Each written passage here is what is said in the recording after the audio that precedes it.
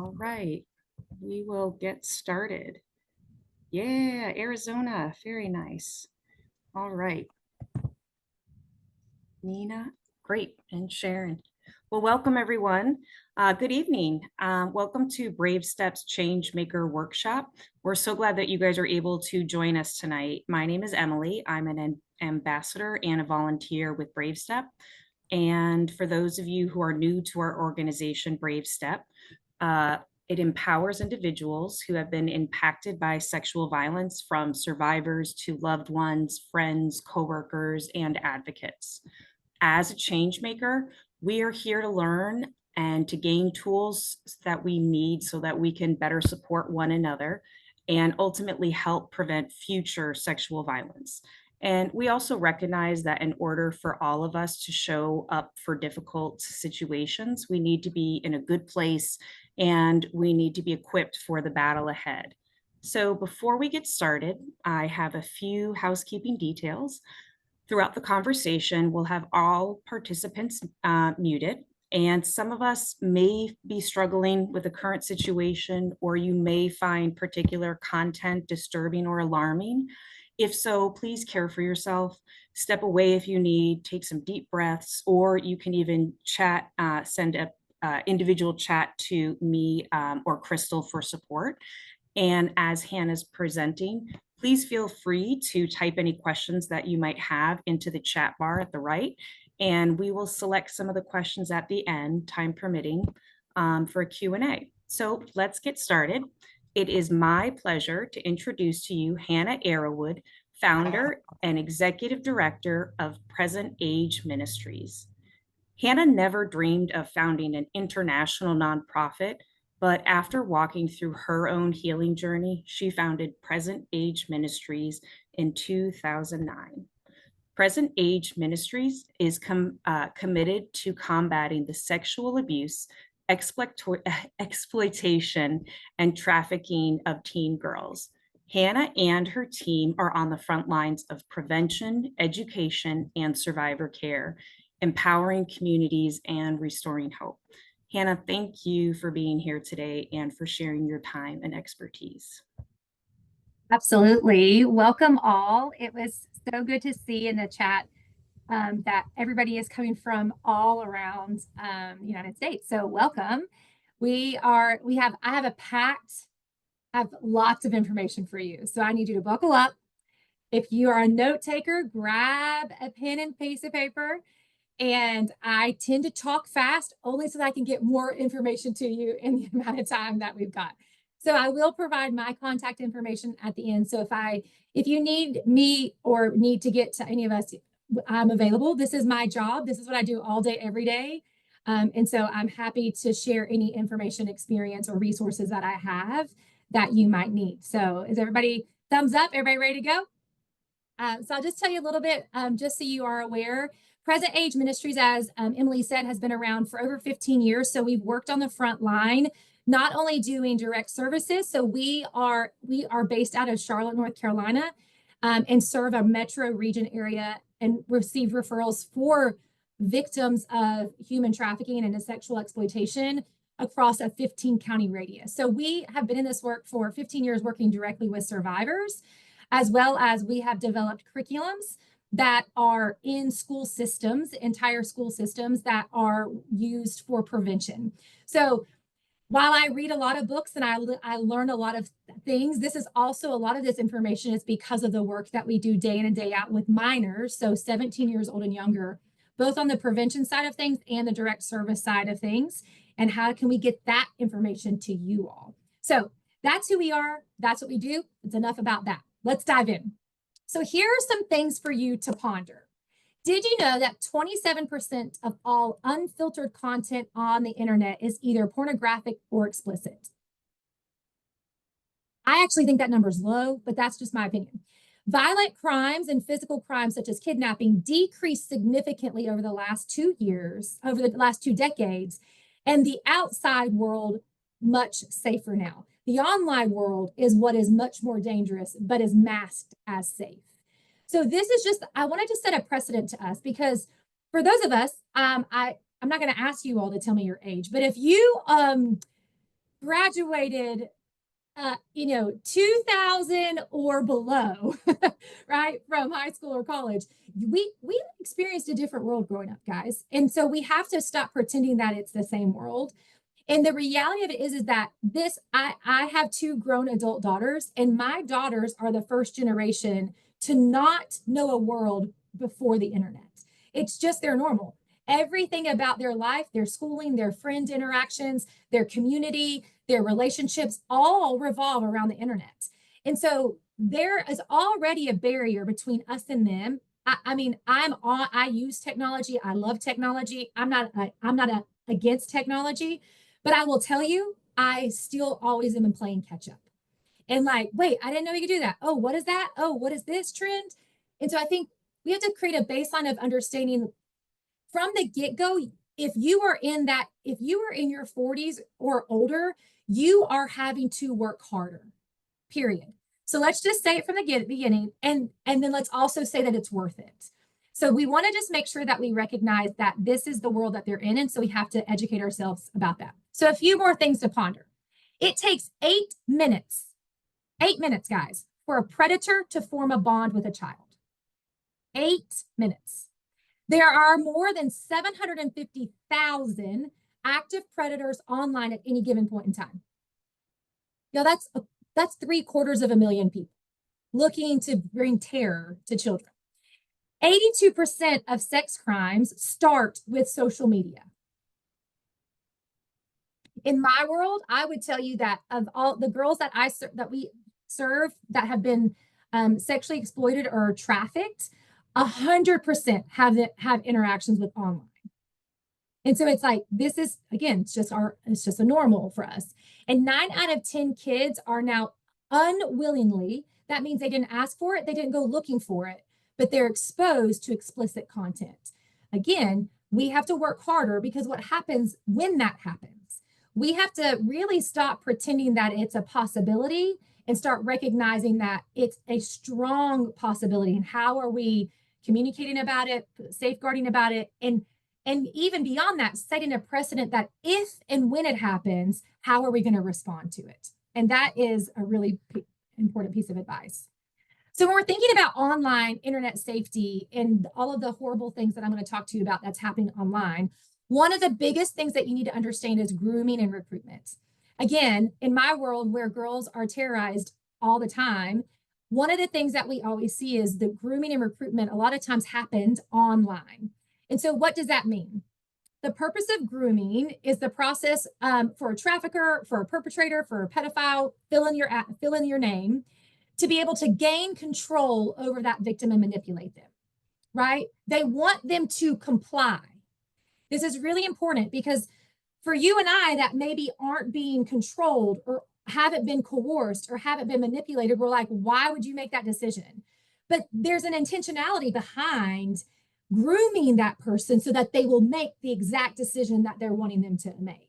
And that's why it's so hard for you and I to recognize it, because it seems like choice. It seems like really bad decision making. It seems like, how did you not know better?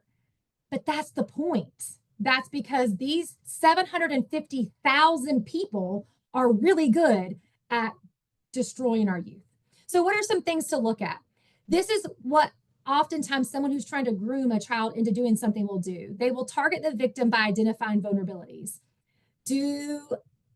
Guys, we all know what vulnerabilities looks like. There's housing instability, there's food insecurity, there's some sort of abuse, there's some sort of family dysfunction. There's a biological family not in the home. There is past abuse. It could be a lot of things. Their goal is then going to be to gain trust through conversation and creating a bond. And remember, that can be done in 8 minutes, right? Then they're going to try to meet the need or void in order to gain power control. So if it's they need to feel loved, they're going to shower them with affection and attention. If it's they need affirmation, I can't believe your parents don't understand you. They're constantly going to be trying to not only identify the void, but become the source of filling that void. Now they've gained an access and a level of control over that person simply because they're filling a need that they need to come back to them to be filled, right? This is psychological manipulation. We all know that. But if I remind you, if you're 9, 10, 12 years old, you don't know that. You just think this person cares about me, and that's all I really want, right? They're going to then begin to isolate the victim to create dependency. What does this look like on technology? It's like, hey, we met on Instagram, we met on Roadblocks, but let's go over here to this other platform where we can talk more openly. Let's go over here to this place where they're trying to get them out of public into isolation. And then they're going to exploit the relationship. And we're going to talk a lot about what could that look like on the internet. It's getting pretty nasty out there, guys. And we're going to break down like, what could that look like? Traffickers and predators build an intimate relationship with minors through platforms like TikTok, Instagram, Snapchat, all gaming platforms. Listen, please hear me when I say this. Again, I raised my children. They had social media. They had phones. I'm not that person that's like no to everything. But here's what I will tell you.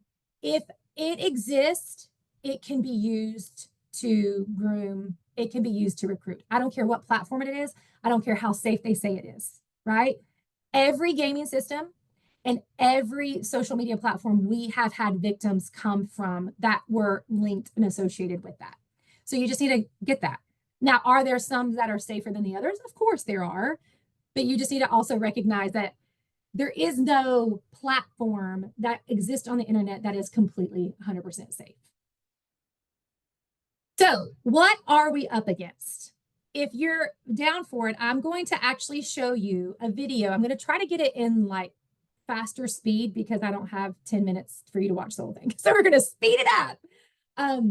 But the first video I want to show you is where a mom goes undercover as an 11-year-old. And again, some of you may have seen this. You may have seen this circulating, but I think it's very, very powerful for you to realize how easy it is. And that's why I want to show it. And then the next video I want to show you is of someone talking about their experience because they were experienced exploitation online. All right.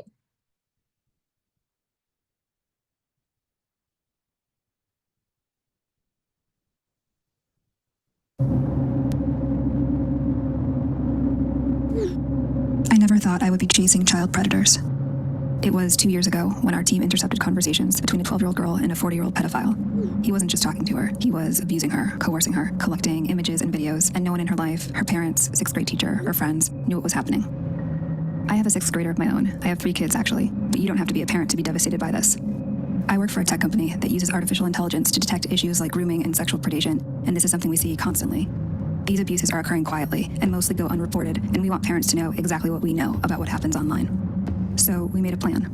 A man has been arrested for allegedly raping a 15-year-old that he met over Snapchat. Instagram has become the #1 social media site at the top of the free download. We've also seen firsthand the predatory symbiotic relationship that exists between Instagram and Snapchat. We would create a fictitious 15-year-old girl, complete with a believable social media identity, put her online, and document how long it would take for a predator to approach her. But creating a person out of thin air is complicated. We needed photos, but we knew we couldn't use an actual teenager. It would have to be someone on our team. I'm 37, but our graphic designers assured me that with the wonders of photo manipulation, they could magically make me look over 2 decades younger. We bought clothes and accessories, studied body language and facial expressions. We methodically covered and edited signs of aging, wrinkles, weight shifts, and stretch marks. Meanwhile, we coordinated with federal, state, and local law enforcement. Then we built a story around her, a history, a family, a social circle. Libby was born in 2004 and is a sophomore who recently moved to Indiana. We created multiple online accounts for Libby, prominently displayed her age, and posted typical teen content. We even created virtual friends for Libby who would comment on her posts.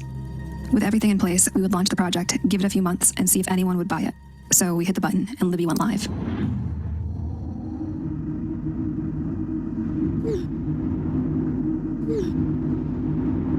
Within the first hour of posting on Libby's accounts, 7 adult men contacted her. By the end of 9 days, that number was 92. The conversations ranged in severity from making sexual comments to sharing and requesting explicit photos and videos to manipulation and threats. The onslaught was so massive, it took 5 of us playing Libby full-time to keep up. We decided to move off-site where we could scale up the operation and gather as much information and evidence as possible. Since Libby is 15, men might try to falsely justify their actions towards her because of her proximity to adulthood. Would parents question, where's the bar? Would a 13-year-old face the same barrage of predators? A 12-year-old? How young could it possibly go? The graphics team transformed me into 11-year-old Bailey. Bailey is afraid of the dark. She hasn't had her first crush yet. She's still prepubescent. A parent might assume Bailey would be insulated from any sort of predatory attack. We launched our 11-year-old persona online. 444 and go.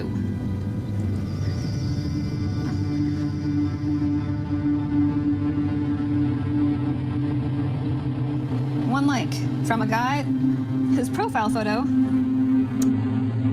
is a penis.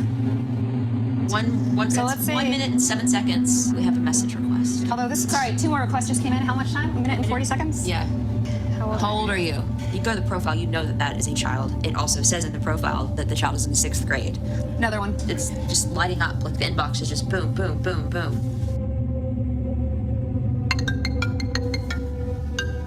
An incoming video call in less than 5 minutes. I can't see you.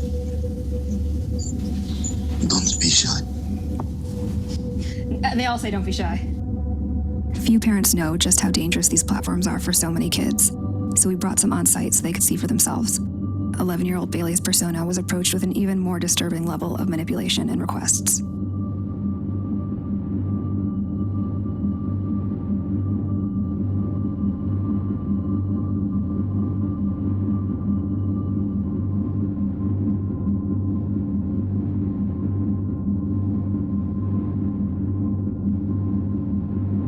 While the majority of the abuse happened from a distance, our child profiles also received requests to meet up in person, especially our 15-year-old persona.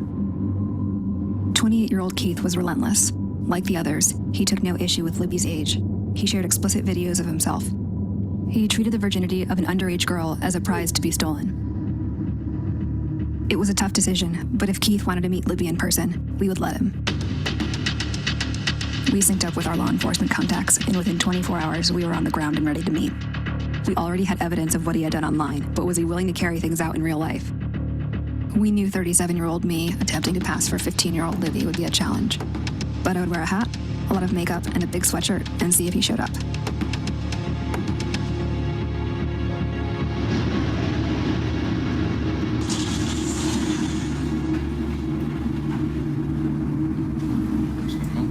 Oh, hi. Good, how are you? Nice to meet you too. Hey. How you doing? Good. Okay, is it what you expected? Well, yeah. So you want to shoot? Wait, so do you want to go for a walk first? Why you're not trying to rush upstairs? What was that? Why you not trying to rush upstairs? I don't know, I'm a little nervous. Now let's go upstairs, then don't be nervous. I've never done anything like this before, so I'm a little nervous. It's first for everything. Yeah. Don't be, I'm not going to rush you. Just go upstairs and talk. Okay. Have you ever... Shy. Are you okay with me being 15? I've never done that. But it's okay. I like to gently make you comfortable. I don't want to stay with feelings. You know what I'm saying? Are you hungry? I'm trying to dodge you. Let's go upstairs. Cyber tips coming in from the National Center for Missing and Exploited. Bark turns over these potential child predators to the National Center for Missing and Exploited Children. Using the app has led to arrests like this one in Florida last year. The brutal reality is that a predator doesn't have to be in the same room, building, or even country to abuse a child. Libby and Bailey may not be real, but they represent countless children who are being sexually and psychologically abused, both online and in real life. I think about how I would have felt as a young, impressionable child. I would have kept the abuses to myself for fear of being shamed and blamed. I would have suffered with it, secretly and quietly. Hi, Mama. Hi, did you have a good day? Yeah. Mama? Yeah. I was wondering, so in 2 more days you're gonna come back? That's right. Okay. I love you. I love you too. Our work has led to numerous arrests, but it's a drop in the bucket. Our work, nor the work of law enforcement or legislation, will ever be able to protect children as well as engaged parents and guardians can. When asked, my advice for parents is to talk to your kids early and often, know what apps they're using and with whom they're communicating. When facing crisis, kids need a soft place to land. Make sure they know they can come to you for help. It's wild to listen to, isn't it? And so before we move on, I just want everybody to take a deep breath because it's a lot. It's a lot to just take in. And this may not be the first time that you're seeing something like this, but I think what's so important, and one of the reasons that we take the time to show that video, is because, I mean, the speed in which it happens feels almost impossible to dodge, right? And so I think as parents or as grandparents or as aunts, uncles, whoever, when people working with children, again, it's how do we shift our expectation to, has it happened, to, hey, let me talk to you about some safety parameters about being online, because it's quite possible might happen to you. And instead of being afraid to present something to them for the first time, wouldn't you rather it come from you for the first time? So if they get that message from somebody or they get a request, then they aren't caught off guard. And like she said, there isn't this cycle of I've done something wrong, or it's going to get taken away from me if I tell them what's happened, or shame, which we see oftentimes when it comes to kiddos and the reason that they don't tell. So I think it's just important to think about it. So here's a story that we're going to listen to that we're seeing drastic. When I say drastic, guys, this has happened to people on my staff, right? Their kids doing their life, no interactions, and then they get a request it's called sextortion, to where, guys, here's the thing, it's not always even their pictures. One of my staff members, this is a true story, son, who was 19 and in college, received a picture that it was AI generated. It wasn't him, but it had his face on a naked body. And they said, if you don't give me $500, then we're going to blast this on social media. So it's this form of sextortion, to where they're, whether it's content like pictures, and or if you don't do this, like an actual meetup and an exchange, we're seeing drastic higher rates and increases of this happening. And so it's just really important to understand this. So this one's only like 2 minutes, so take a listen. Let's listen to this story. I was just genuinely scared. I thought this could really ruin my life. So as fake as these pictures were, the threat was very much real. My heart it was a feeling I've never felt in my life before. It just fell out of my chest. And I looked at my phone and my hands were just shaking. Mateo became the victim of sextortion after he added someone on Snapchat. They threatened to release fake nudes of him unless he transferred them money. That scam where they try and engage in cyber sex, so you send them these nude pictures, but I hadn't even done that. All I did was just add them. Our real concern is around these deep fakes and what we're starting to see as some emerging trends, which is that they are taking the face of an individual and imposing that on a nude body or a sexually explicit photograph. So if you saw something dodgy online, would you question if it was real? With the rise of AI, doctored images are going to look more and more realistic. We need to understand that if someone sends us, here's a nude image of someone you know, we should just delete that. We shouldn't be opening it and looking at it, because that empowers someone to sextort, as it were. Do not pay the scammers. As hard as that is going to be, it's actually worse if you pay them. We know that our young people, once they can no longer pay, are sometimes being forced to commit offences as well, such as open up domestic bank accounts to help facilitate payments of sextortion through to, offshore syndicates. Experts say victims should report extortion to social media platforms and authorities. They'll walk you through what the best thing to do is, who to contact, how to fingerprint that image and try and prevent it being shared. It all happened so quickly and all suddenly, but I guess we just live in a time where technology really is that advanced and we can be left vulnerable. Like, never in a million years would have I thought this would ever happen to me, but here I am. So this is what we're seeing drastic increase in rates of. And again, our kiddos don't ask for that. And it doesn't mean that they've done anything wrong. And so there has to be this open dialogue of conversation in order to be able to get ahead of this, but also respond to it if and when that it happens. So for the last few minutes that we have before we open it up for questions, I want to talk about, what do predators look for? Like, so how do you safeguard your child? What are these people who seem to just want to destroy things? What are they looking for? Well, they're looking for a child that is seeking love, desiring to fit in, feels misunderstood, who's insecure, who is lonely. How many on this call went through a phase of that in your life, right? That's all of us. And then, but they also want to people who post online like, nobody gets me, I'm sick of being single, I'm so, like anything that just gives them a hook to like, that's the void, I can fill that. right? So it ranges, especially with kiddos and they're going through adolescence and they're figuring out themselves and their body and their friend circles and all of those things, right? How do predators respond? I understand you. I think you're beautiful. You saw that even in that where that lady went undercover. Like, I think you're so cute. Hey, do your mom and dad let you have a boyfriend yet? All of those things that seem so casual and so innocent that quickly become something much more. So here are some online grooming indicators. Possible indicators that your child is interacting with a predator: socially withdrawn, becomes secretive and obsessive about their online identity.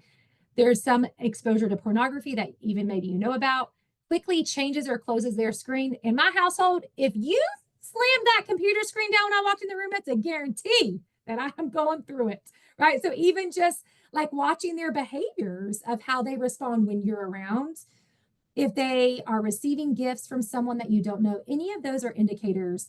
But now I'm going to really get in, before I get into one of the main things that we want to talk about, it's important to understand, all of the apps.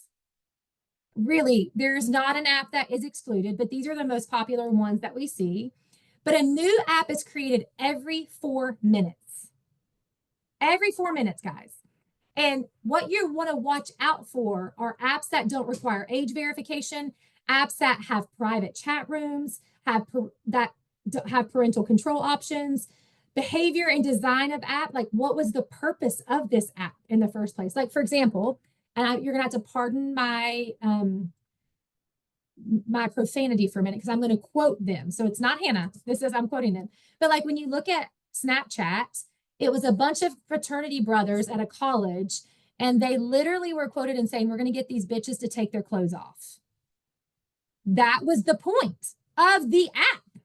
And like, it's this fun thing. Everybody's so excited about it. And it's like, they've accomplished their goal, right? Because this is one of those apps that you think the picture's gone in 10 seconds or 60 seconds, whatever you set your parameters to, but it doesn't ever go away. And that's the point.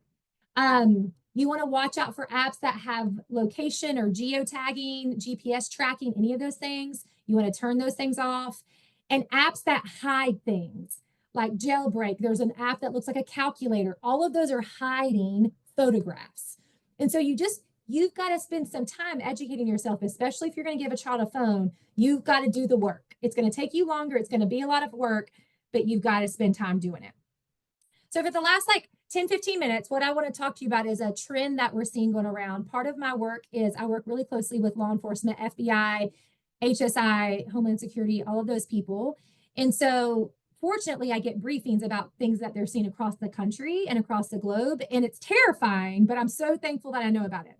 But one of the things that we're seeing a trend go around is what's called 764. Think gang, think group, like however you want to categorize it in your brain. It's pure evil, first of all. Their whole mantra is to destroy society by disrupting the youth. That's their whole goal. The way that we're going to destroy society is by getting and disrupting the youth. It's got lots of connections and ties to like different satanic rituals and abuse and things of that nature. But I want to just give you some explanation around it. Okay. So what are they targeting? They are targeting all of social media, all of our gaming platforms. That is their sole source for recruitment and for grooming. Their target age of victim is 11 to 16 years old, minors, most commonly female, right? The subjects are attempting to target victims through social media, gaming platforms, and so on and so forth. So what does this look like? Again, here's that concept of grooming again. Subjects make contact with the victims and attempt to build a relationship with them. Messaging, conversations, topics that the victim's interested. That's that whole process that I walked you through. Individuals who struggle with mental health issues, gender identity issues, or have a history in engaging in harm are especially vulnerable. Subjects will attempt to gain identifying information from their victims, information that can be contained through social media, like what school do they go to, self-disclosures, any of that stuff, family, address, school, church, attend. Here's the deal. Social media is a world that we can't escape anymore. But if I post a picture of my kids in their, like, oh my gosh, I'm so proud, she hit a home run at her softball game today. It takes a perpetrator all of 2 minutes to find out the name of the school, where she's at, and that schedule of that school now, of those games. All I have to do is look at their color of their jersey, know what county or area they're in, and I can find it. So again, guys, it's not hard to figure out information about a child.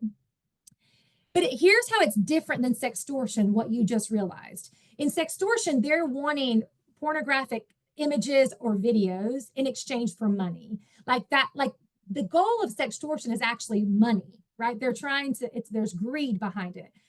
But with 764, they want to make, this is a quote from somebody who was a victim. They want to make you suffer and they want you to take your own life. They really are very sadistic people. And I'm going to get into what they identify as success in just a minute. But here's what extortion looks like. They want the child, that 13-year-old that they have now groomed, to do one of the following: to produce child pornography, to self-mutilate, so to cut themselves, to hurt themselves, to harm themselves, to kill an animal, to torture an animal, to vandalize something, or to assault a younger sibling or a pet or something of that nature. Some subjects will solicit explicit content by promising gift cards for gaming platforms, cryptocurrency, things of that nature, right? But here's where it gets, how it just escalates. They also want them to brand themselves. They really want them to cut, and this is that is as another layer of control and manipulation that could be lifelong, right? Depending on what that looks like. And so they want them to shed blood. That's the reality, guys. And this, if the victim refuses to provide additional content or attempts to stop communicating with the subject, they will literally harass them. Threats are made that they're going to expose explicit content, threats or calling of swatting. I don't know if you guys have heard of swatting, where it's a very common thing that they'll use that as a tactic. Threats of, to call the school, to do swatting at school or their home. Bricking, they like physical bricks are thrown at their house electronically, hacking the victim's computer. They're just looking a way to intimidate and to control them, right? Really, and nothing's off limits. So if you're not familiar with swatting is making a hoax call to 911 to draw a response from law enforcement to that person's house, usually a SWAT team. These individuals who engage in this activity use technology to make it appear that there's something significantly wrong, to get the attention and the stress and all of that to that person who's not complying. So indicators and warning signs of victimization: previous doxing or swatting attempts, self-mutilation, unknown packages delivered to the home, again, change in attire and behavior. Some of these are just basic and simple. Increased phone, gaming, or computer use. But here's what I want you guys to understand. 764 subjects consider a successful mission if one of the three things follow: murder, rape, or suicide. If they kill something, an animal, another person, if they rape a younger sibling, an animal, something, or they kill themselves. Now remember, destroy a society by disrupting the youth. This is their plan is much more vile and evil, and we have to recognize this is what we're up against. I'm not making this up. I'm not over exaggerating it. This is the reality of the evil that we face. Some of the groups similar to 764, these are various different variations. They're all act very similarly in nature. And so it's less about knowing, like, is this, court, or is this, 764? Who cares? It's evil. How do you protect your child, right? Like, so it's less about the actual identity of the group and being aware that this is happening in our world. So what happens if this happens? I want to empower you and equip you. I've just ruined your night. And if you were trying to eat dinner, I'm so sorry. But we believe in equipping, and I want you to walk away feeling like you have some tools, right? So if someone that you love is exposed, what do you do? So what happens if there are videos or pictures? The first thing that you're going to have to practice this is you have to keep calm. right? Your anger is not for your child, it's for the perpetrator. And shame will end the conversation every day of the week. If they feel like if they feel this level of guilt, even though they've done nothing wrong, or maybe they accepted that friend request and you told them not to, you can't focus in that moment on the fact that, well, I told you not to accept that friend request and you did it anyways. That's not the time or the place, right? I'm so proud that you came forward and told me, let's talk about this. You know, like you have to stay calm and you have to lead with safety. You want to report it to the cyber tip line, contact your local law enforcement, because again, they can track and follow certain things like that. If it's happened at school or is connected to school, make sure the school resource officer and social worker knows, and even potentially the district attorney's office, because that's who would prosecute anything that is of this nature. What does rebuilding trust look like? Because again, trust could very well have been broken between you, for child and guardian. You know, trust is gained slowly. That's not a bad thing. So give back slowly. But also, you have to take ownership as the guardian that guidelines are your responsibility. Like, you have to recognize that creating guidelines that are clear and understood really is a vital piece of this. One of the things I always tell parents, rules without a relationship will always equal rebellion.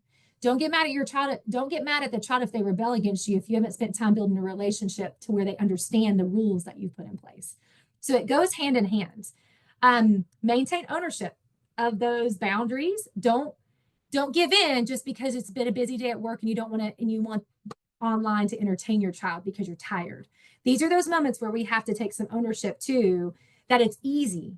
It really is easy to just give them that extra 20 minutes online instead of, no, you've ran out of your time limit and you don't get any more. Now I have to be engaged with you or entertain you or redirect you or answer 50 questions when I'm just exhausted and I want to go to bed.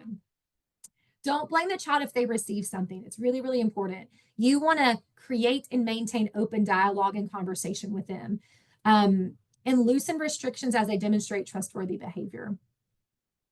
What are some ways to protect your child? Listen and believe them, right? It seems so simple, but you can't just listen in a conversation when there's a problem. You've had to develop that, right? So you're listening when you're in the car. Like when they're talking to you, you're listening and you put your phone down, like you have my attention. What you're saying right now is the most important. And maybe you're in the middle of it. Like maybe you're responding to something like, baby, if you'll just give me 60 seconds, let me finish what I'm doing, and then you'll have my undivided attention, right? You're allowed, like, set boundaries, but make sure that they know that they are the priority.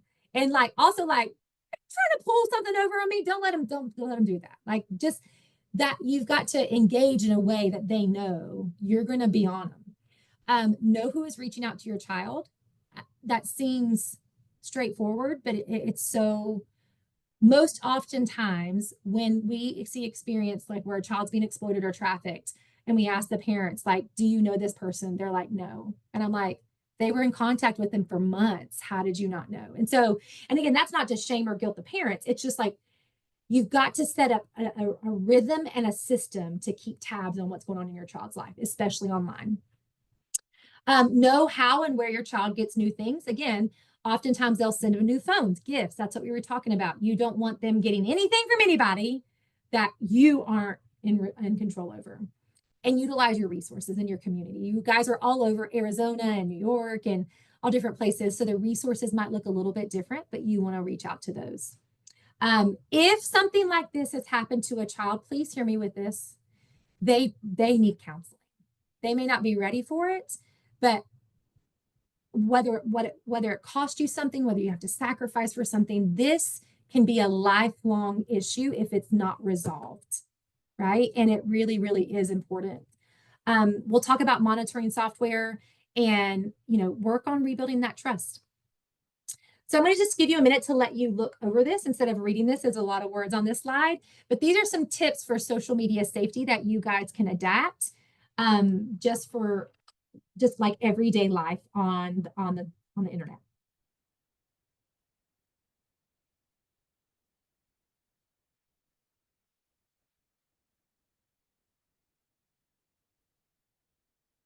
One of the points on here, it says no passwords, and no passwords to all of them, right? Because they have the account that you know about, and chances are they have other accounts that you don't know about. And so how do you get a hold of that, right? And how do you understand what that world looks like for them? Here's a couple of conversation starters for you to like go home. So tonight or over the weekend or at the dinner table, right into a softball game. How do you start this conversation? Well, first of all, let me remind you, it's your job to start it, not theirs. It's not their job to come to you when there's a problem. You want them to, but it's your job to get ahead of that and identify if there's a need to talk to them, because sometimes they just don't have the vocabulary or the maturity to know how to engage in that.